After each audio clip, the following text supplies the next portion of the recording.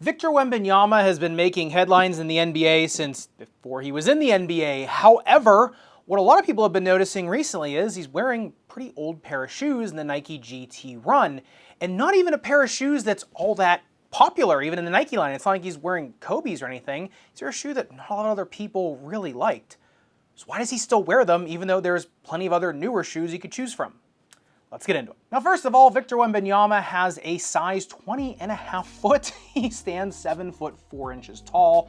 So he definitely doesn't need a shoe for a lot of launch. He can really do that on his own. I mean, I think he can go on his tiptoes and basically touch the rim. So it's not that he needs anything crazy to aid him in launch like the Nike G.T Jump or G.T Jump 2. And surprisingly for his size, how much force he's putting down on his foot, his arches aren't all that collapsed. He doesn't have all that much of a pancaked foot. Now, he is young and that will change over time, but the one thing he does have is some hammer toeing in his digits, especially in his big toe. You can kind of tell that knuckle is getting a little bit big. He also has very long, slender feet. Now, in the GT run, the one thing you have is a mesh upper, which is going to allow a lot of flexibility for all those toes. Some of Nike's other shoes have a lot of foxing and things in the uppers of the shoes, which don't allow a lot of expansion, whereas on a shoe that big with this much fabric on it, you are going to get a little bit more play, especially if you've broken them in. And whereas someone like me has problems with the GT run because I have a higher arched wide foot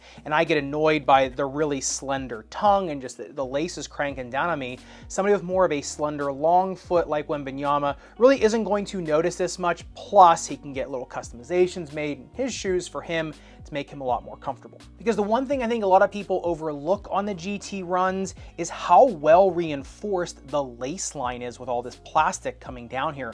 So you have a little bit more of a minimal upper, something that can accommodate kind of the deformities that he has in his foot. I mean, everyone's got deformities in their foot, but his particular ones kind of do well in a long, slender shoe like the GT run. Plus, he can get a really excellent lockdown with all this reinforcing along the lace line. So like I said, it's not necessarily what is the best shoe out there. Sometimes it's just what is the best for your foot and your particular needs.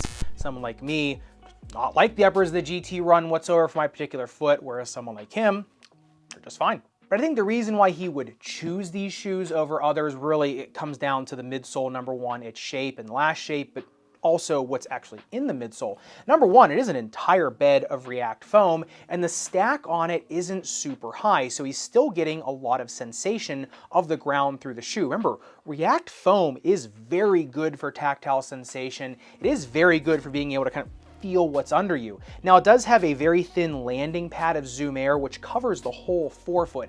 So especially someone like him who has a pretty long and slender forefoot, it is covering a lot more of the distal end of his foot. Now, it is double stacked right under the metatarsal heads where he is just putting a ton of force through, right? The longer your foot is, the taller you are, the more force put through your metatarsal heads when you're pushing off. So I think that's a big reason, because he's getting the forgiveness of Zoom Air, he's getting the tactile sensation and comfort and forgiveness of React foam, but he's not so high off the ground like the Nike GT Jump or GT Jump 2, where him being so tall, that would introduce a lot of wobbling, introduce a lot of instability. Now, these shoes do not have a shank, which is one thing, it is a little bit of a concern for somebody like him, but if you have orthotics in there, like I said in a lot of these videos, if you got an orthotic in there, that's really gonna make up for the lack of a shank, and someone like him is probably gonna have a little more of a rigid orthotic in there, or at least something very contouring to his foot that's gonna make up for that. And because he's have really a nice lockdown on them, especially for his foot type, he's not gonna be slipping out of them either. Now, the last shape of the GT runs is a little different than some other Nikes. Number one, it is a continuous tread pattern. The rear foot is a little bit more squared off, so you do get a little bit more stability on the rear foot, plus the React foam. And the forefoot, getting up into that flange, you can see it does actually get a little bit wide up here in the forefoot, even though the shoe itself isn't super wide. The flange and just the shape of the outsole gets pretty wide. The outsole tread on these, honestly, it is not my favorite. It does take some rubber warming, but for someone like him who can get as many pairs as he wants and kind of have them right in his perfect window to kind of warm up before a game, I think they're going to be just fine, especially with him putting so much force through the shoe. It's hard for him to kind of lose traction because his foot is so long and this is a continuous tread pattern. He's going to be grabbing traction no matter where his foot is on the ground. So, and all those reasons I think are why, he would gravitate towards something like the GT run. It will be interesting to see if he tries to go into the GT hustle too. which is an okay shoe.